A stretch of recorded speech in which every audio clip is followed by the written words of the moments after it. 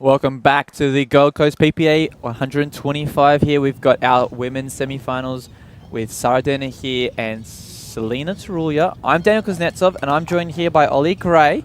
We've got a heck of a semi-final lined up here, don't we? Yeah, it should be great. I mean, Selina again going for the back-to-back and Sahra Triple crown last time she was here, I believe.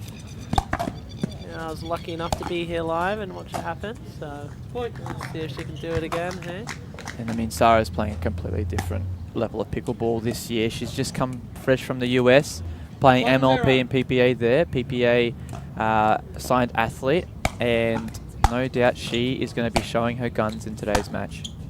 I think definitely the people's favourite at the moment. I mean, Selina's probably going to look at ending that, just coming off from Asia as well recently, so she's been doing a few good runs over there. And yeah, both girls playing their peak pickleball, aren't they? Yeah, and both solid singles players, so very exciting match on our hands here.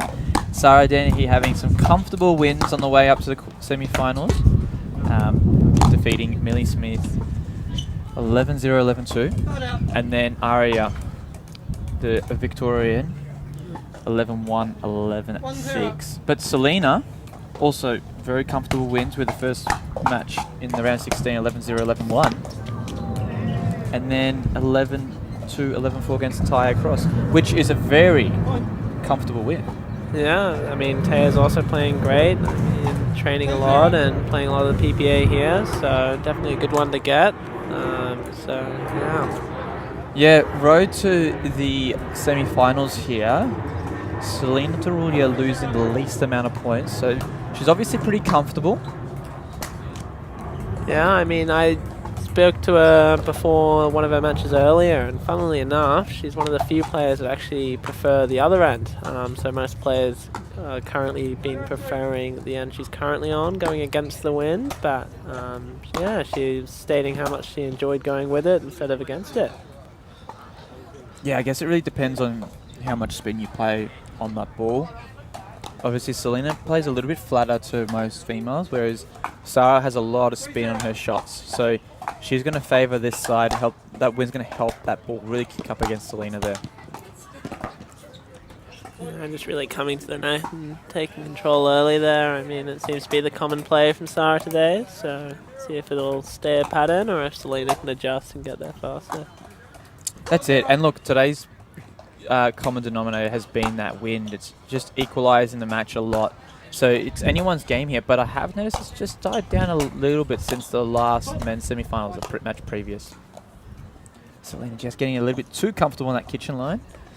Yeah, great point though. Definitely set up what she wanted there. I think it was definitely going to be a common pattern for her throughout this match, whether she can replicate it again and get that backhand that she loves. So. Yeah.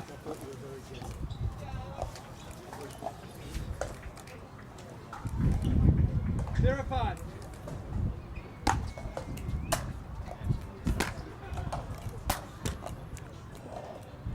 So getting her first point on the board there. Sure, it'll be a nice confidence booster. I mean, first one's always the hardest one, or sometimes the easiest one to get. Depends who's switched on at the start, but see if they keep rolling in now. I think playing against Sahra, she probably has more spin than most females do. Plays much more spinnier, very tennis-like, whereas Selina plays very flat.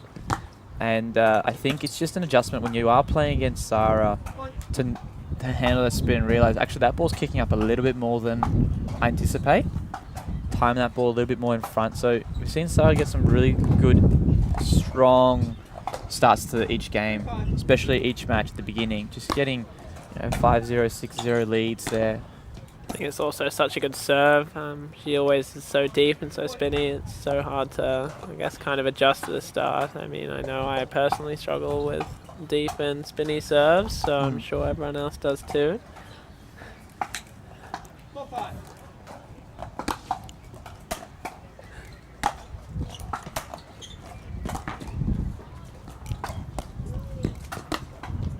Oh, it was an incredible get by Selina there, still staying in and getting it back in the kitchen. Side out. Just too good. Sahra wants this side out, one that she needed. 5-4.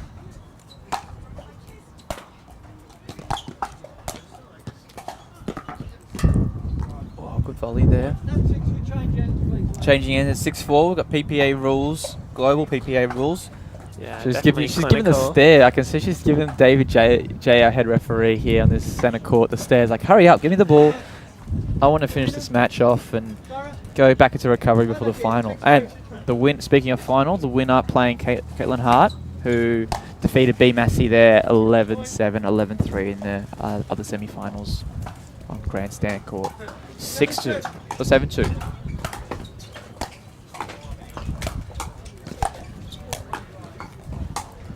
So solid there. Beautiful double hand backhand roll. Nice angle. We've got 8-2. She's just rock solid, isn't she? Yeah, I mean, just puts so much pressure behind the ball. I mean, yeah. What would you do here if you were Selina? Look, I would be using a timeout and just trying to get out of my own head. I feel like Selina's just mentally slightly drained. She's lost for answers. Like, she's got no answers left, and just like that, it's match point. So I'd be looking just to get the ball in, put a bit of pressure, and just get a side out. Wow, just textbook, solid stuff. So finishing it off, 11-4, 11-2, booking her spot into the grand final gold medal match against Caitlin Hart. And that's going to be a couple matches away. But don't go away. We do have the men's gold medal match, and that's Zach Grabovich and Joey Wild. So very, very exciting. We will join you all back very soon. Thank you, Ollie, for joining us in the commentary booth. Thank you. Hope to be back soon. We'll be back very shortly on centre court with the men's gold medal match.